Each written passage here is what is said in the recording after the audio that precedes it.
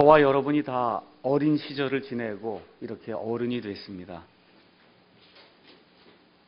어릴 때 이렇게 조그만 죄를 지으면은 어머니나 아버지에게 이게 발각이 될까봐 좀 가슴 졸이고 정말 마음 졸이고 숨어 지내고, 여러분 그렇게 하던 때가 있었습니까?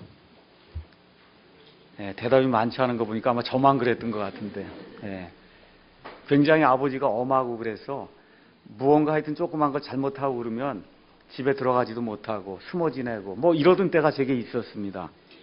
그래서 부모가 싫어하는 일을 하거나 부모에게 죄를 지으면 어떻게 하면 부모님에게 제대로 답변을 하고 제대로 이걸 알려서 부모님과 내가 제대로 좀 기쁘게 화평하게 이렇게 지내야 되겠다, 어떻게 할 수 있을까, 이것이 어릴 때의 고민이었습니다.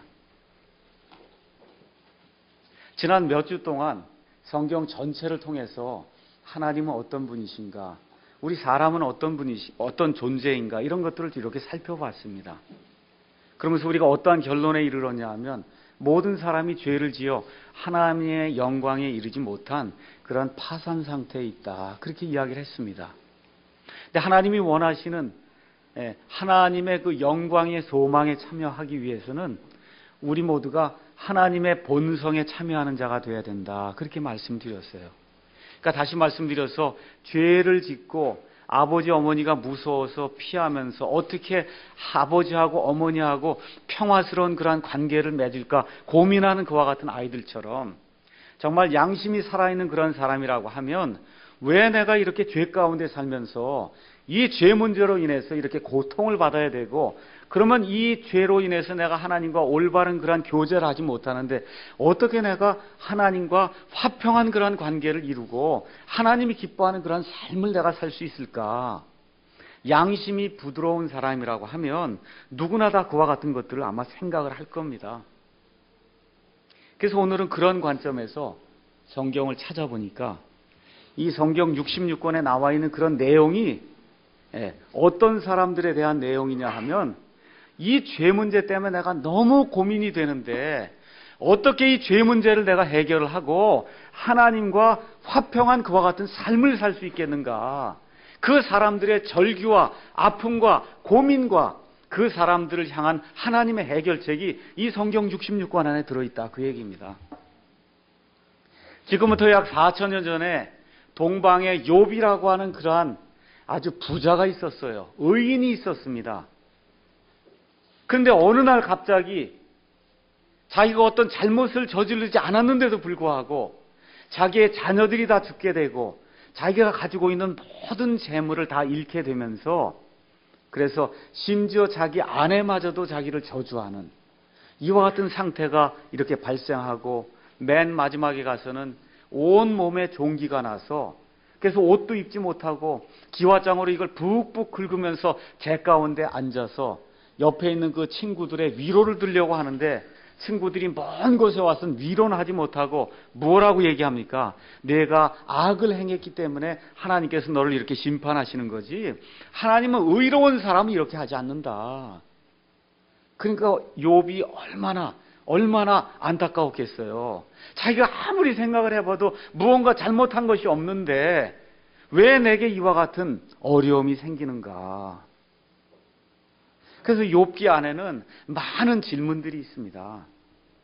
욥기 14장 1절 2절 가서 보니까 욥이 뭐라고 얘기하냐 하면, 여자에게서 난 사람은 날수가 적고 괴로움이 많으며 꽃처럼 폈다가 이렇게 꺾이고 그림자처럼 사라지는 그와 같은 인생인데 도대체 이런 인생에 무슨 희망이 있겠는가, 이 이야기를 하면서 욥기 9장 2절에 아주 의미심장한 그와 같은 그 질문을 합니다. 그 질문은 뭐냐 하면, 어떻게 사람이 하나님 앞에서 의로울 수가 있겠는가. 여러분, 욥이 지금 그런 질문을 하는 거예요. 어떻게 이 죄 가운데 사는 부족한 사람, 괴로움 가운데 사는 사람, 모든 것이 부족한 사람, 이런 사람이 어떻게 하나님과 견주어서 의로운 사람이 될 수 있을까? 이것이 지금까지 여기 성경에 나와 있는 그런 사람들뿐만 아니라 저와 여러분이 보통 학교에서 성자라고 이렇게 배운 그와 같은 사람들의 머릿속에 있는 그와 같은 질문이 어떻게 내가 하나님 앞에 의로운 사람으로 이렇게 불릴 수 있을까? 1500년경에 독일의 마르틴 루터라고 하는 사람이 있었습니다. 그 당시에는 천주교회가 온 세상을 지배했기 때문에 그저 태어나면 영세받고 무조건 천주교인이 되는 겁니다. 천주교인이 안 되면 결혼도 못하고 나중에 장례를 치러도 무덤이 없어요. 교회에서 무덤을 주지 않으니까. 그러니까 태어나면서부터 요람에서부터 죽는 그런 무덤에까지 모든 것을 교회가 관장을 하기 때문에 그래서 교회가 하라는 데서 해야 구원을 받는 거예요. 그래서 마틴 루터도 똑같이 그 당시에 살던 사람들하고 똑같이 그래서 교회에서 하라는 대로 고행을 하고 신부에게 가서 고백 성사를 하고 또 로마라고 하는 그런 성지를 가서 성지순례를 하게 되면 그러면 모든 죄가 더 많이 사해진다 그러니까 그와 같은 성지순례를 하고 그 성지순례 가서 그 성당에 있는 이 계단을 무릎으로 기어오르고 하라는 대로 다 하는데도 도저히 하나님과의 화평을 발견할 수가 없는 거예요. 교회에서 하라는 대로 다 하는데도 안 되는 겁니다. 교회에서 하라는 것 이상으로 수도원에 들어가서 수도승이 돼서 수도원장이 하라는 대로 이렇게 하는데 하나님과의 화평이 그 안에서 생기질 않는 겁니다. 야, 이상하다. 나만 이상한 거 아닌가 하는 생각이 든 거예요. 나만 정신병자가 아닌가. 어떻게 여기 있는 모든 사람들은 큰 문제가 없이 다 교회 가서 이 하라는 대로 다 하면 모든 게 다 괜찮다 그러는데 어떻게 내 머리는 뭐가 잘못됐는지 아무리 해도 하나님과의 화평이 왜 내 가운데 이루어지지 않는가 이게 고민이 됐습니다.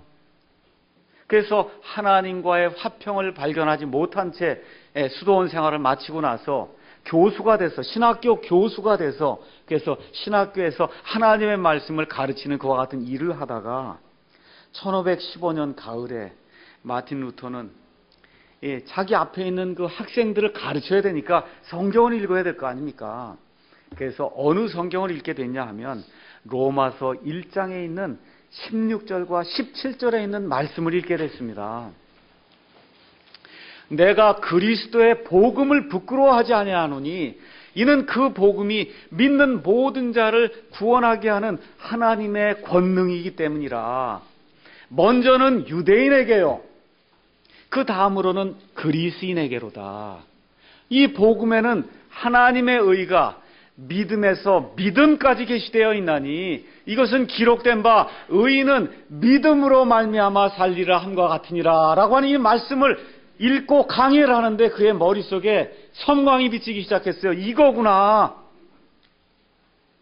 내가 그토록 찾기 원하던 것이 하나님의 의인데 지금까지 천주교회에서 고행하라 그러고 뭐 하라 그러고 한 것이 다 내 자신에게서 낸 의였기 때문에 내가 하나님과 화평한 것과 같은 존재가 되지 못했구나.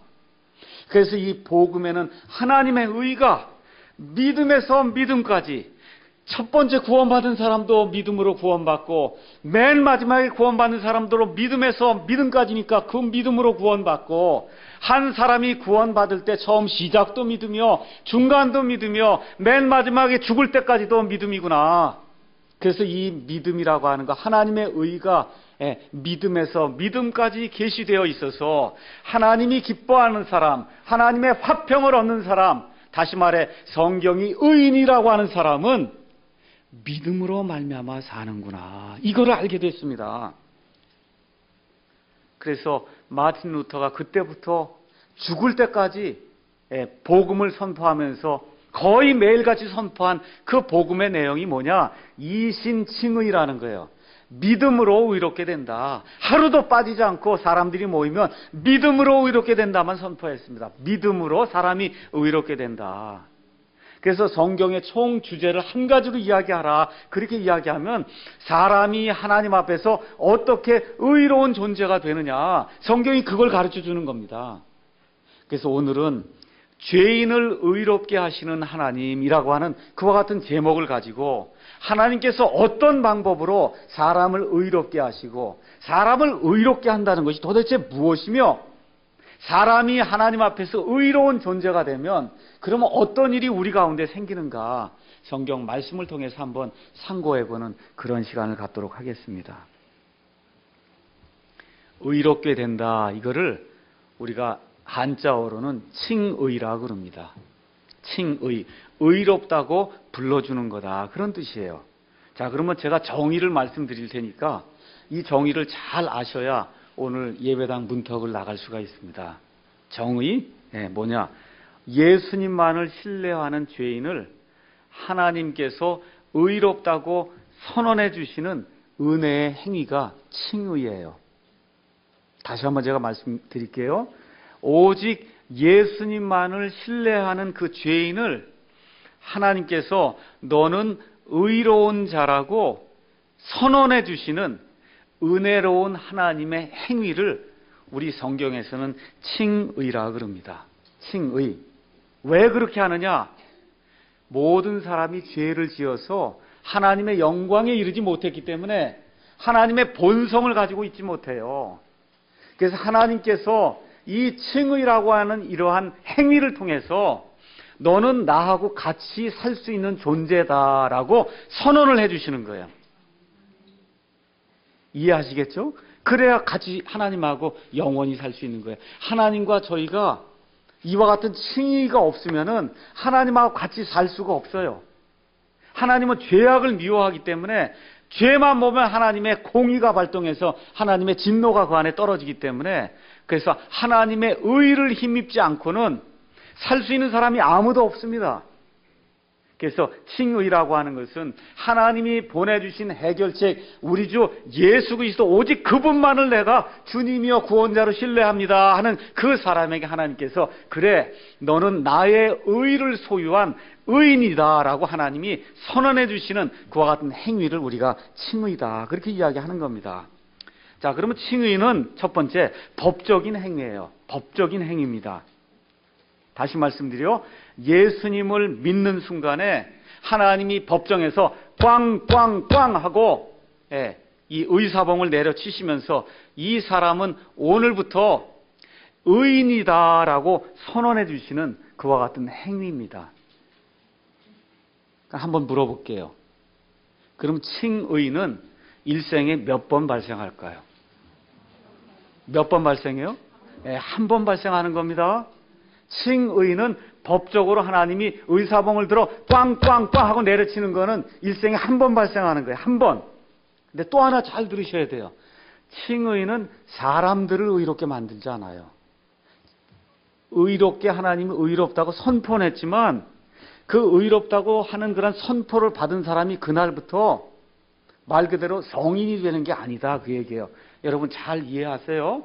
그날부터 성인이 돼갖고 완전히 예수님처럼 그렇게 되는 일은 그거는 불가능합니다. 그러니까 하나님이 의인이라고 하나님 앞에서 하나님의 법정에서 그렇게 선포를 해주는 거지 그 선포를 받았다 그래서 그날부터 완전히 성인 군자가 되는 게 아니에요. 그러면 칭의는 누가 합니까? 하나님이 하는 거예요. 내 옆에 있는 친구나 교회에 있는 목사가 하는 거 아닙니다. 아시겠죠? 옆에 있는 자매나 아니면 형제나 남편이나 부인이 하는 거 아니에요.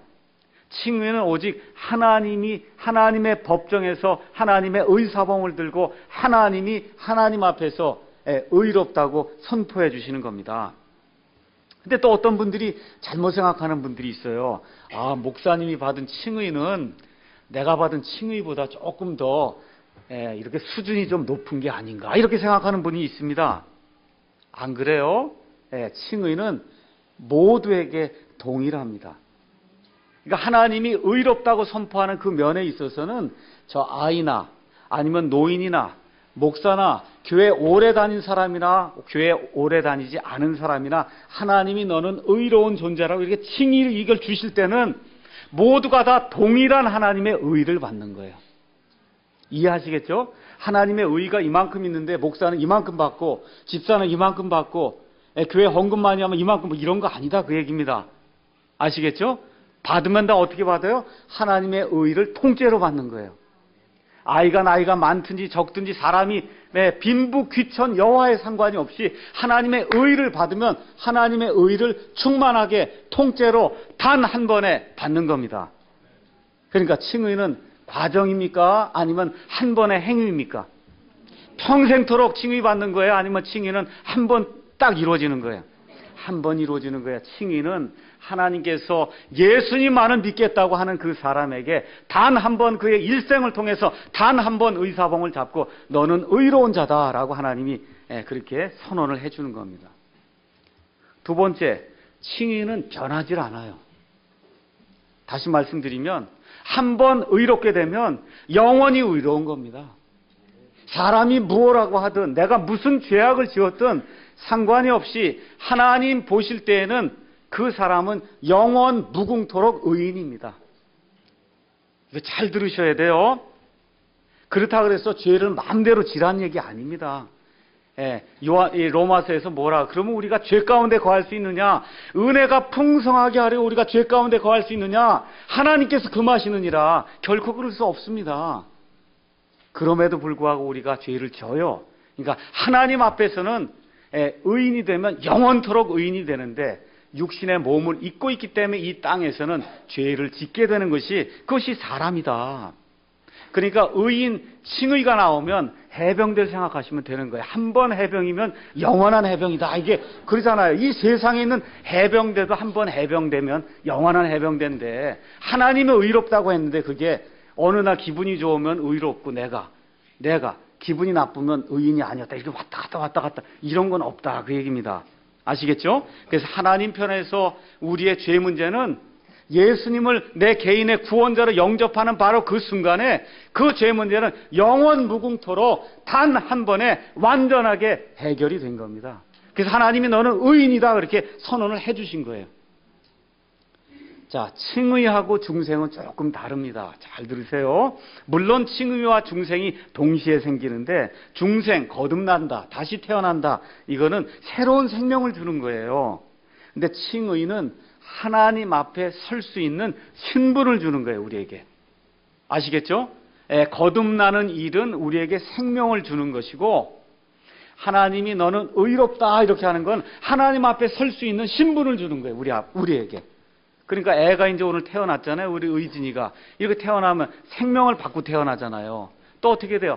법 앞에서 한 사람의 법 앞에서 자연인으로의 신분을 가지고 태어나지 않습니까? 똑같은 거예요. 하나님께서 우리에게 구원을 주시면은 그래서 우리가 구원을 받게 되면은 생명을 받아요. 그 생명 받는 일을 우리가 중생이다, 거듭난다, 다시 태어난다 그렇게 이야기하는 것이고 하나님 앞에 내가 의인으로 설 수 있는 그러한 권리는 칭의를 통해서 우리 앞에 이제 나오게 되는 겁니다.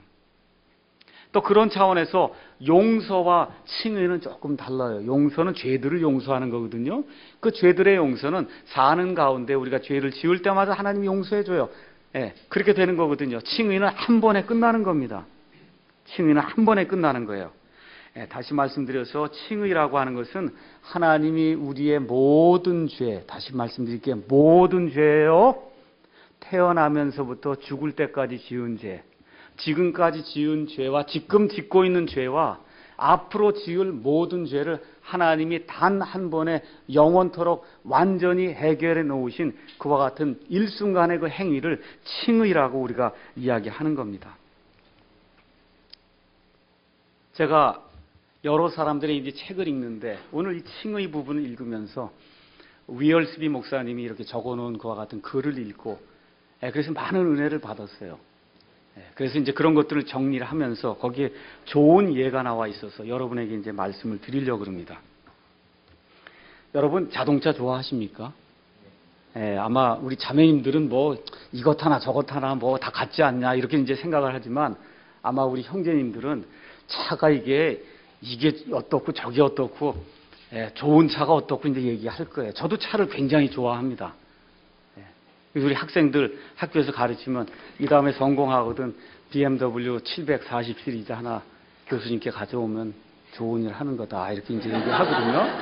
예. 아니, 뭐 제자들이 얼마든지 가져올 수 있잖아요. 그래서 내가 BMW 740이나 아우디 A6 이런 거 좋아한다. 이렇게 딱 미리 얘기해줘요. 그거 안 되면 그냥 쌍용 체험해도 괜찮다. 예, 제가 이제 기계과를 하니까 우리 아이들이 다 자동차를 만들잖아요. 가서 자동차 실습을 하니까 특히 대부분의 아이들이 다 남자아이들이니까 아주 차에 민감하고 뭐 차가 어떠서 맨날 그런 얘기를 합니다. 차 중에 제일 고급 차가 어떤 차인지 아세요? 차 중에.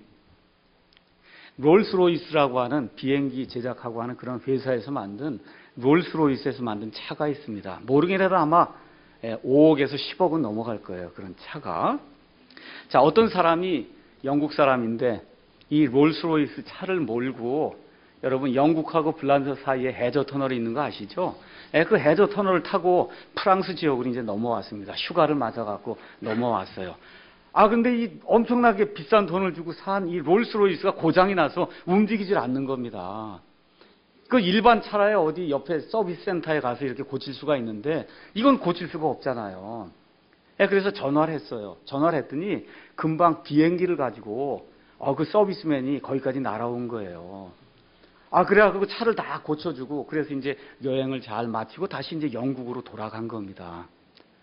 그래서 자기가 가만히 생각해 보니까 이건 뭐 헬리콥터니 뭐니 타고 이렇게 와갖고 이걸 고쳐주고 그랬으니 이게 돈이 굉장히 많이 들었을 텐데 도대체 얼마나 들었는지 한번 좀 알아봐야 되겠다. 그래갖고 롤스로이스 회사에 전화를 한 겁니다. 내 차 번호가 이렇게 돼 있고 내가 얼마 전에 이 차를 고쳤습니다.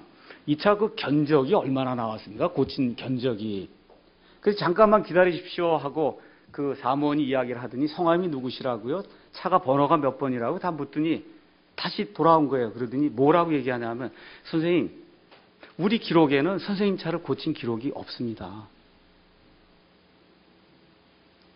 하나님이 우리의 죄를 보실 때 이렇게 기록이 없다고 보는 거예요. 너무나 차가 고급이다 보니까 그 기록이 남으면 그럼 사람들에게 퍼지면서 고장났다 그런 얘기가 생기니까 그러니까 없다 그러는 거예요. 아예 기록이 없습니다. 마귀가 와서 우리를 고소한단 말이에요. 하나님 앞에 저 사람 뭐 목사라 그러고 집사라 그러는데 하나님 보시다시피 저 사람 저거 죄덩어리 아닙니까 하고 고소를 한단 말이에요. 그 하나님이 가서 그걸 캐비넷 열고 갖고 와라 하고 저와 여러분의 파일을 이렇게 펴면 그 안에 아무 기록이 없는 거예요. 믿으십니까 여러분? 그게 칭의다. 여러분 이해하셨어요? 하나님이 갖고 오라 그래서 그 캐비넷에 가서 저와 여러분의 파일을 갖고 왔는데 가서 보니까 아무 기록이 없어요. 전과 기록이, 죄 기록이 하나도 없어요. 그러니까 마귀가 아무리 고소를 해도 하나님이 이 사람을 의롭다고 칭하시면 하나님의 기록 안에 내 죄가 없을 뿐만 아니라 잘 들으세요. 내가 한때 죄인이었다고 하는 그 사실도 없는 거예요. 그래서 우리 하나님이 너희의 죄와 불법들 내가 기억하지 아니하겠다. 하나님이 그렇게 말씀하시는 겁니다. 우리 하나님이 모든 것을 다 아심에도 불구하고 모르는 게 하나가 있어요. 기억하지 못하는 게 있어요. 그것이 예수님 안에 들어온 그 사람의 전과 그 모든 죄악과 심지어 그 사람이 죄인으로 태어나서 죄인이었다고 하는 그 사실마저도 우리 하나님의 그 기록책에 가서 보면 없다 그 얘기예요. 그게 칭의다. 은혜가 되십니까 여러분?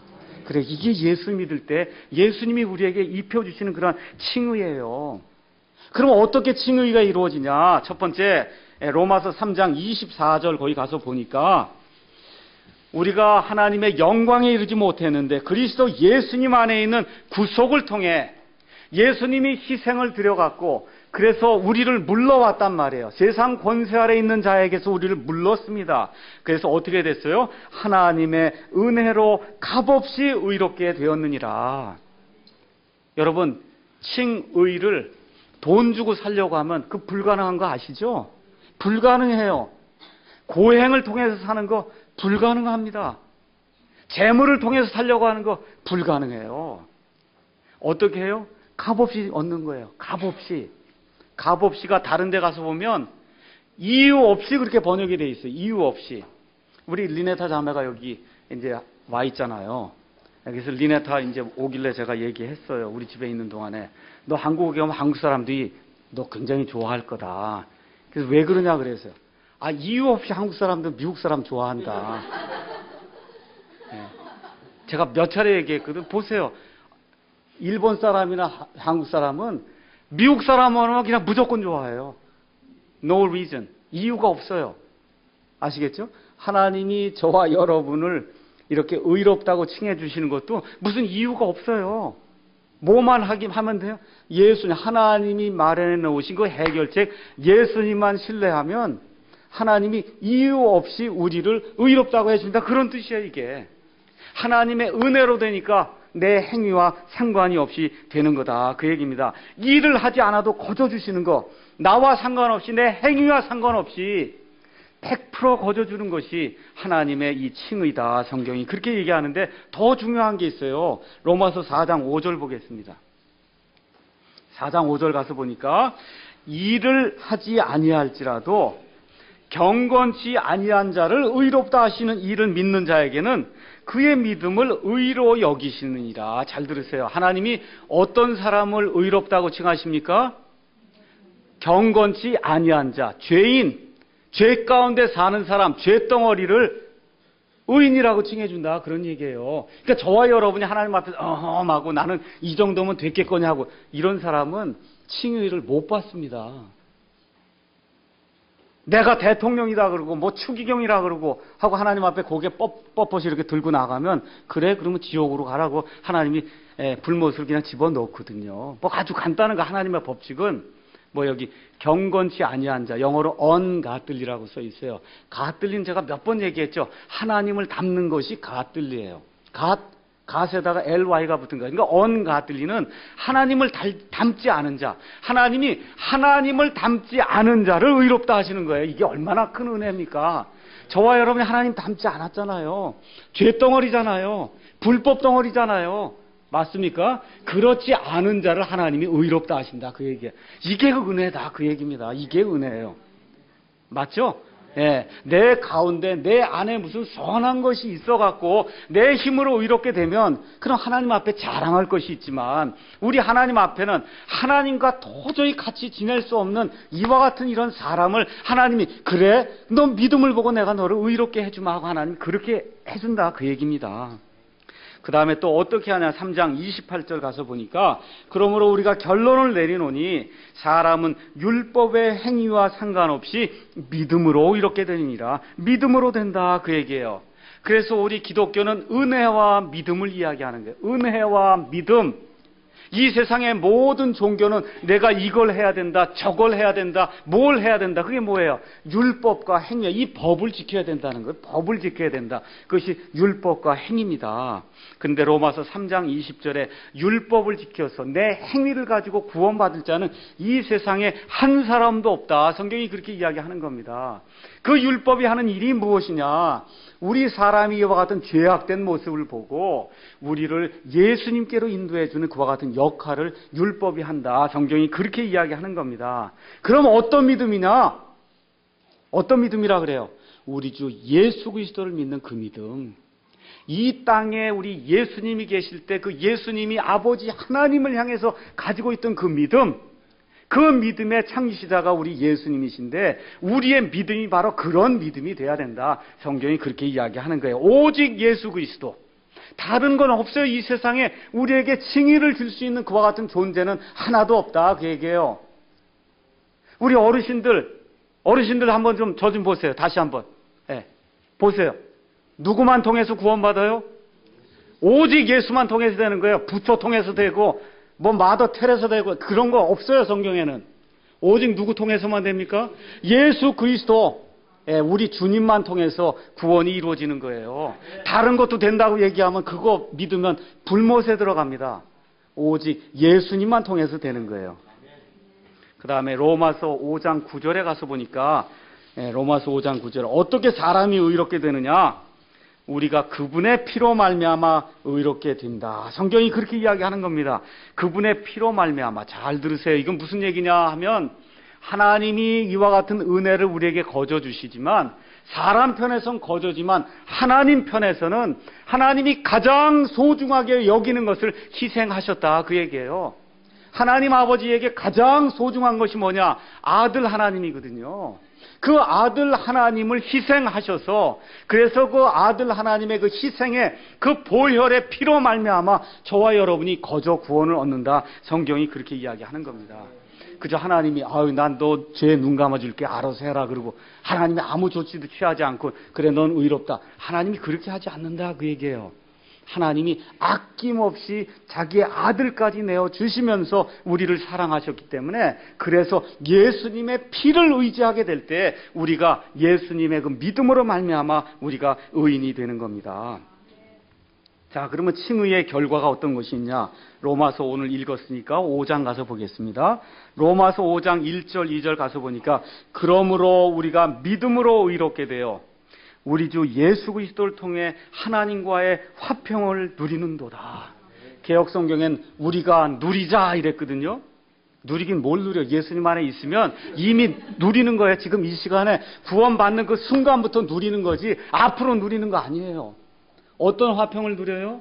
하나님과의 화평. 예수님을 믿기 전에 우리가 본질상 마귀의 자녀로, 진노의 자녀로 하나님과 원수지간이었다 그 얘기입니다. 근데 하나님이 우리를 의롭다고 이렇게 칭해 주신 그 순간부터 뭐가 생겼어요? 하나님과 화목한 자가 돼서 하나님과 우리 사이에 화평이, 평화관계가 이제 유지가 된다. 성경이 그렇게 이야기하는 겁니다.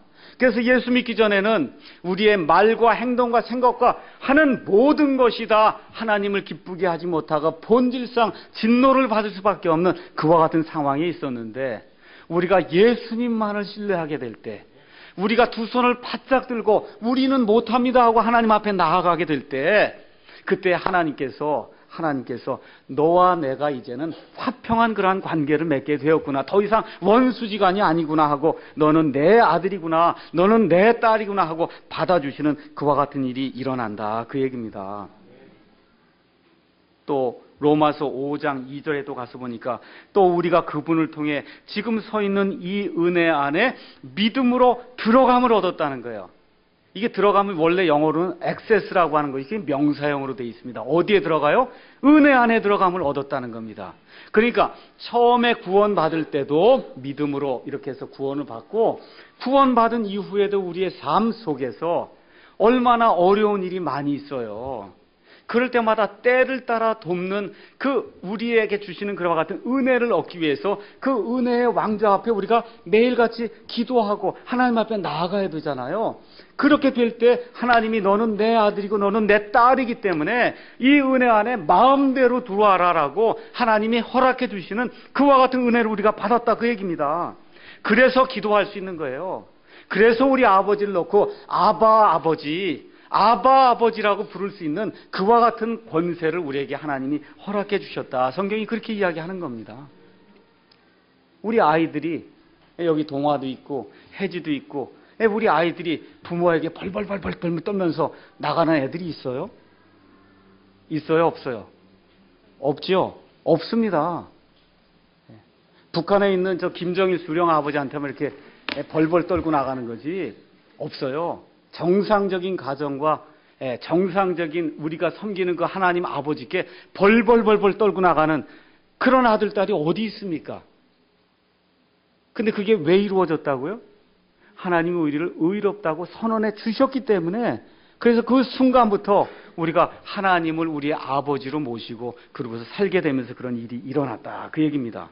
세 번째 가서 보니까 로마서 5장 2절에 이렇게 하나님의 그 은혜의 믿음을 통해서 들어갈 수 있는 그런 권리를 얻었으며 하나님의 영광의 소망을 우리가 기뻐하며 산다. 지금 그렇게 성경이 또 이야기하는 겁니다.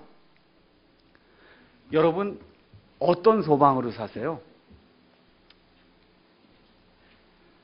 제가 지난 몇 주 동안 하나님에 대해서 쭉 설교를 하고 준비를 하다 보니까 아주 소망이 생기더라고요. 그 소망이 뭐냐 하면 하나님의 본성에 참여한다. 야, 이게 도저히 지금 내 이 유한한 머리로는 이해가 안 되는데, 야, 이게 하나님의 본성에 참여해서 하나님과 교제를 나눌 수 있는 그와 같은 존재가 된다는 거거든요. 그게 하나님의 영광의 소망에 참여한다. 지금 성경이 그렇게 이야기하는 거예요. 자꾸 뭐 교회 가면 복 준다 그래갖고 이거 뭐 돈 버는 걸 자꾸 생각하니까 이게 어려운데, 이 땅에 사는 동안에는 돈을 많이 벌 수도 있고 조금 가난하게 살 수도 있고 아플 수도 있고 건강할 수도 있어요. 그 예수 믿는 사람이라고 예외가 아니에요. 근데 성경이 확실히 예수 믿는 사람들에게 약속해 놓으신 그런 복이 있어요. 그 복은 뭐냐 하면 예수님과 더불어 하나님의 아들이 돼서 예수님과 함께 공동 상속자가 된다, 그 얘기예요. 여러분, 아버지가 죽으면 아들이 상속하잖아요. 그렇지 않습니까? 물론 우리 아버님은, 하나님 아버지는 죽지 않지만 하나님 아버지께서 만들어 놓으신 모든 것이 예수님과 더불어 저와 여러분이 소유하게 될, 저는 모르겠어요. 그게 성경에서 모든 것 얘기하고 엄청난 걸 얘기하는데 이 유한한 머리를 가지고는 잘 모르겠습니다. 그저 이 하나님의 말씀만 온전히 퍼지길 원합니다. 그것만 생각하고 있거든요.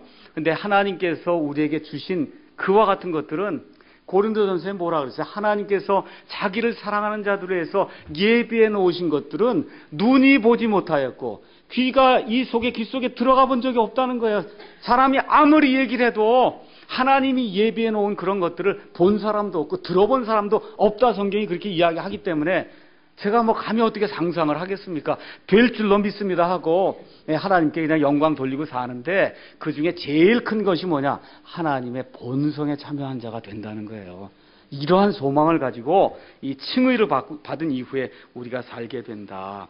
이렇게 되다 보니까 5장 3절 4절 그리할 뿐 아니라 우리가 환난도 기뻐하나니. 그래서 하나님으로 말미암아 우리의 신분이 바뀌어서 영원히 우리가 가서 살 때가 딱 정해지니까 사는 동안에 환난이 오잖아요. 옛날엔 환난이 오고 고통이 오면 짜증이 나고, 그렇죠? 부인하고 싸우고 막 이런 것들이 많았는데 예수님 안에서 의인이 딱 되고 나니까, 제 얘기하는 겁니다. 제 얘기. 의인이 딱 되고 나니까 어떻게 돼요? 환난도 기뻐한다는 거야. 이게 기가 막힌 거 아니에요, 이게.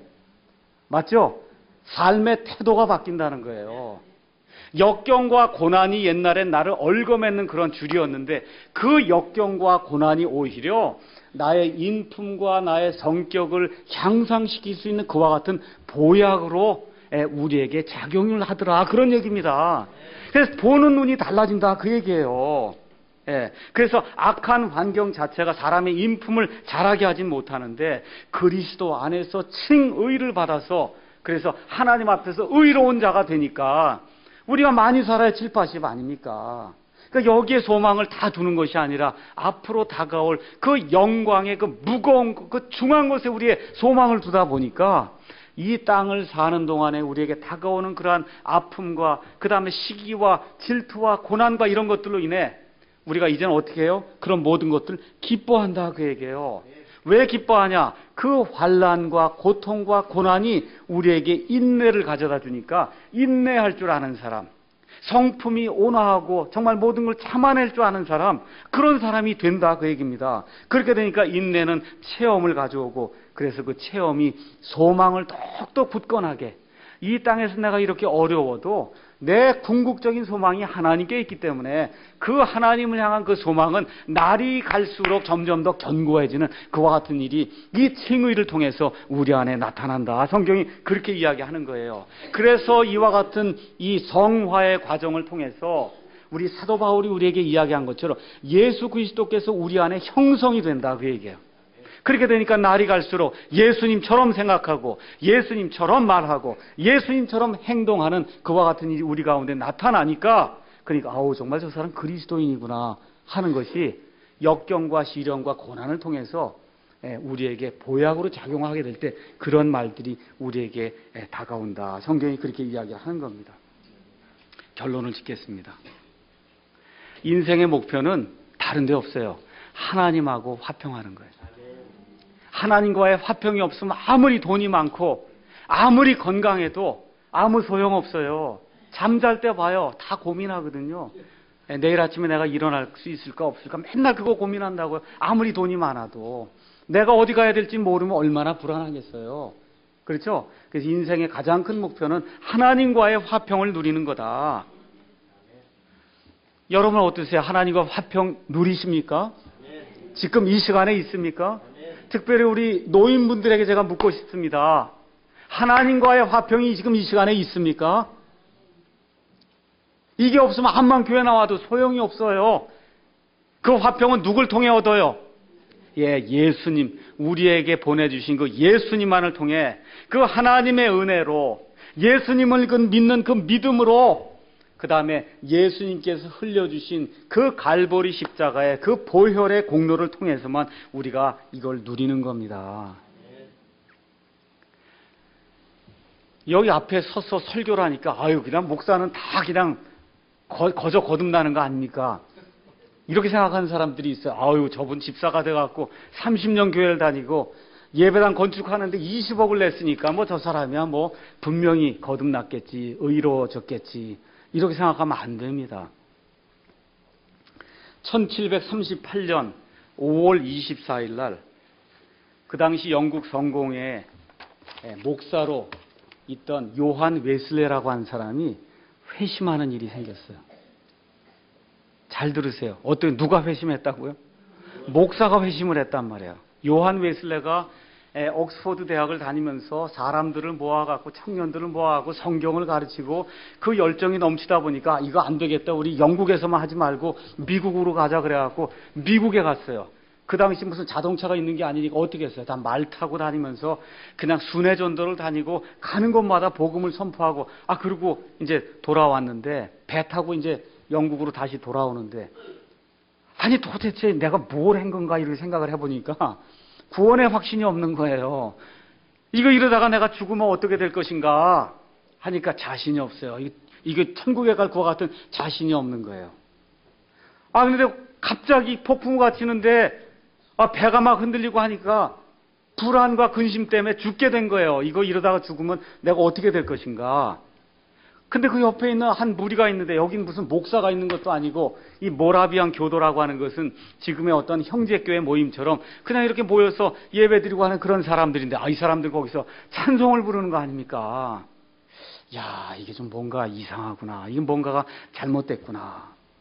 그러고서는 영국으로 돌아온 이후에 이거 내가 뭔가 큰 문제가 있네. 선교사라고 목사라도 이게 문제가 있어서 안 되겠다 해서 이 모라비안 교도들을 이제 만나기 시작했습니다.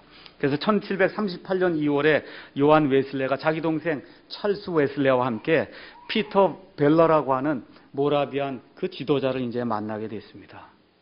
그래서 이 피터 벨러에게 이야기를 한 거예요. 제가 목사인데 도저히 구원의 확신이 없어서 설교를 못 하겠습니다. 그러니 이걸 어떻게 해야 되겠습니까? 그랬더니 벨러가 구원의 확신이 생길 때까지 설교하십시오. 아주 멋있는 조언인 것 같아요. 그만둬라 이런 게 아니라 구원의 확신이 생길 때까지 설교하라고 권유를 했어요. 그래서 이제 2월, 3월, 4월 이렇게 시간이 가는데 그래서 시간 놓고 이거 하는데 이 문제가 안 풀리는 겁니다. 드디어 1738년 5월 24일에 요한 웨슬레가 런던에 있는 올더스 게이트라고 하는 이와 같은 조그만 그런 거리에 있는 이 모라비안 교도들이 모이는 이와 같은 그 장소에 이제 가게 됐습니다. 마음에 내키지 않았어요. 그렇지만 그날 그 올더스 게이트 그 거리에서 열리는 그 작은 집회에 참석을 했습니다. 근데 바로 거기에서 이 모라비안 교도 중에 목사가 아니에요. 모라비안 교도 중에 누가 한 사람이 나와서 마르틴 루터가 변화가 된 이후에 마르틴 루터가 로마서 주석, 갈라디아서 주석 이 주석서를 써놨는데 그게 가장 유명한 것이 로마서 주석이거든요. 이 사람이 나와갖고 로마서 주석을 들고는 아까 제가 처음 말씀드렸던 로마서 1장 16절, 17절에 대한 마틴 루터의 로마서 주석 서문을 읽기 시작을 했습니다. 바로 그날 요한 웨슬레가 일기에 무엇라고 적었냐 하면 9시 15분 전쯤에 그리스도에 대한 믿음으로 말미암아 하나님께서 마음의 변화를 일으킨다는 그런 설명을 듣고 있을 때 나는 이상하게도 내 마음이 뜨거워지는 것을 느꼈다. 구원을 위해서 그리스도를 오직 그리스도만을 신뢰하겠다고 느꼈다. 바로 그분께서 내 죄들을 심지어 나 자신까지 모두 거두어 가셨고 죄와 사망의 법에서 나를 구원하셨다는 그 확신이 생겼다라고 그 자기의 일기장에 고백을 하게 됐습니다. 이와 같은 칭의의 이 놀라운 그러한 회심의 그와 같은 경험이 있은 이후에 요한 웨슬레가 18세기에 전 영국을 변화시키는 그와 같은 엄청난 부흥의 역사를 가져오게 된 겁니다. 그래서 오늘 이 시간에 다시 한번 하나님이 우리를 어떻게 의롭다고 칭하시는가 다시 한번 생각해 보시고, 이 가운데 계신 분들 중에 아직도 나는 하나님 앞에 의로운 자라고 하는 그와 같은 확신이 없는 그런 분이 있으면은 오늘 예배당 문턱을 지나가기 전에 여러분 이 문제를 해결하고 가야 됩니다. 그게 여기 오늘 교회에 나온 목적이에요. 그 내용을 잘 기억하시면서 나는 하나님 앞에 지금 어떤 존재로 서 있는가 다시 한번 깊이 생각해 보는 그런 아름다운 시간이 되시기를 주님의 이름으로 축원합니다. 기도하시겠습니다.